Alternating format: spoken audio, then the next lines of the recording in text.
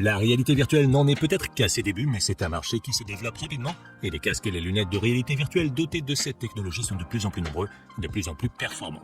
Dans cette vidéo, on va parler de ce qui me semble être les 3 casques de réalité virtuelle au meilleur rapport qualité-prix actuellement. Je vais vous expliquer leurs caractéristiques principales et voir s'ils sont une bonne option. Comme toujours, vous trouverez ci-dessous dans la description des liens vers tous les casques, au cas où vous souhaiteriez les acheter, ou simplement pour vérifier leur prix exact. Ceci étant dit, on peut désormais commencer avec la liste. Numéro 3. Pico 4. Le premier casque dont on va parler est fabriqué par une marque appelée Pico, qui a été rachetée par ByteDance, qui est une très grande entreprise chinoise responsable, entre autres, de la création de TikTok. La marque Pico propose des appareils de réalité virtuelle qui fonctionnent très bien, mais à des prix plus abordables que ceux auxquels on est habitué, et le Pico 4 est leur petit dernier. Au moment de la réalisation de cette vidéo, on peut le trouver sur Amazon pour environ 400 €. Il est disponible en option avec 128 ou 256 Go de stockage interne. En plus du casque, on trouve 2 contrôleurs sans fil et quelques accessoires. Le Pico 4 dispose de 2 écrans LCD, d'une résolution de 2160 par 2160 pixels pour chaque œil, avec un taux de rafraîchissement allant jusqu'à 90 Hz et un champ de vision de 105 degrés. Les lentilles sont de type pancake, ce qui les rend plus fines et plus légères, et il est possible de régler la distance qui les sépare de l'écran. Grâce à ces lentilles, le casque est assez compact et léger, pesant moins de 300 grammes sans la courroie et moins de 600 grammes avec. À l'avant, il y a 5 caméras. 4 d'entre elles sont situées à chaque coin du casque et sont chargées de suivre les mouvements de la caméra, tandis qu'une autre est située au centre et est responsable du mode Pass-Through en couleur pour qu'on puisse voir ce qui nous entoure sans avoir à enlever le casque. Ce mode de transparence n'est pas tridimensionnel et n'est pas assez net pour nous permettre de lire des messages sur un smartphone par exemple, mais il fonctionne tout de même très bien, surtout si on considère le prix du casque. Il dispose également de 2 haut-parleurs situés près des oreilles qui ont une très bonne qualité de son. Et bien qu'il n'ait pas de prise pour les écouteurs, on peut utiliser un adaptateur pour pouvoir connecter des écouteurs filés. À l'intérieur, le Pico 4 est équipé d'une puce Snapdragon XR2 et de 8 Go de RAM, ce qui lui confère de très bonnes performances pour les jeux et les applications en tout genre. Ces contrôleurs fonctionnent également très bien et nous permettent de jouer à des jeux ou de naviguer dans des menus avec facilité. Ils sont dotés de vibrations pour une expérience plus immersive. Elles fonctionnent avec 2 piles et leur utilisation peut donc durer jusqu'à 80 heures. D'autre part, le casque est équipé d'une batterie de 5300 mAh située à l'arrière afin d'équilibrer le poids du système. Avec cette batterie, on peut s'attendre à une autonomie d'environ 3 heures de jeu. Le Pico 4 peut également être utilisé comme casque de réalité virtuelle avec les différents jeux et applications disponibles dans le Pico Shop. Il est vrai que ce catalogue n'est pas aussi large que celui d'autres marques, mais il n'est pas mauvais pour autant et propose de très bonnes options. De plus, on peut aussi l'utiliser en le connectant à un PC par Wi-Fi ou par câble, ce qui le rend vraiment très polyvalent. En conclusion, si tu commences à entrer dans le monde de la réalité virtuelle et que ton budget n'est pas très élevé, le Pico 4 me semble être le meilleur casque que tu puisses acheter actuellement parce que, pour environ 400 € seulement, il a une bonne qualité d'image et des performances plutôt bonnes aussi, bien que si ton budget est un peu plus élevé, je te recommanderais certainement l'un des prochains casques qu'on va voir. Numéro 2. Meta Quest 3. Le prochain casque de réalité virtuelle sur la liste est fabriqué par Meta, anciennement connu sous le nom de Facebook. Le Quest 3 est leur dernier casque de réalité virtuelle et c'est le premier à sortir après l'acquisition de la société Oculus. Au moment de la réalisation de cette vidéo, tu peux trouver le Quest 3 sur Amazon pour environ 550 €. Il est disponible en option avec 128 ou 512 Go de stockage interne.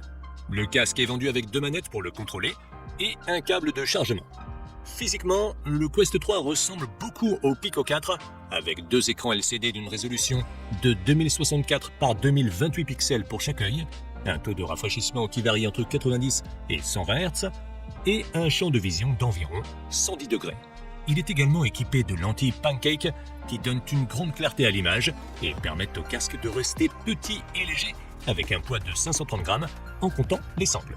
On a également la possibilité de régler la distance entre les lentilles et même la distance entre la lentille et l'œil, ce qui est très utile pour les personnes qui portent des lunettes, bien que Meta permette également d'acheter des lentilles avec prescription.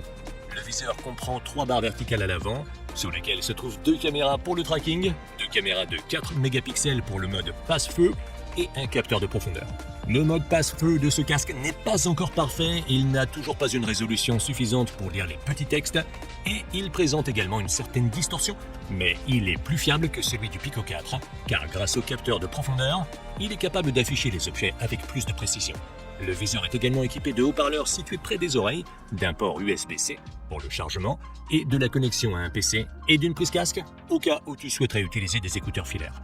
Les contrôleurs fournis font partie des meilleurs qu'on puisse trouver aujourd'hui dans des casques de réalité virtuelle. Ils sont légers et leur suivi fonctionne très bien, même avec des mouvements rapides. Pour les utiliser, ils ont besoin d'une batterie qui leur permet d'être utilisés pendant environ 30 heures, ce qui n'est pas mal.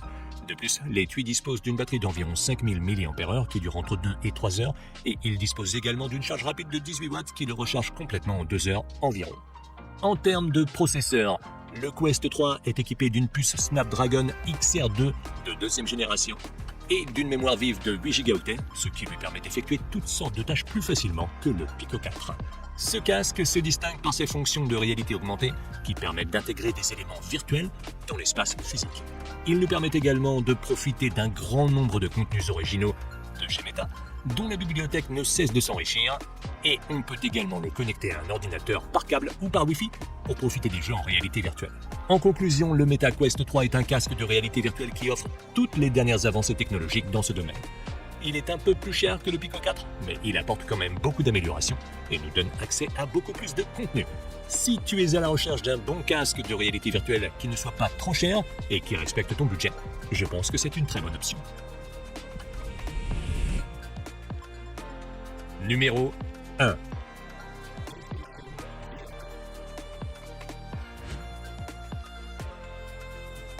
En tête de liste, on a la dernière version du casque de réalité virtuelle de PlayStation qu'on peut trouver sur Amazon pour environ 650 € au moment de la réalisation de cette vidéo.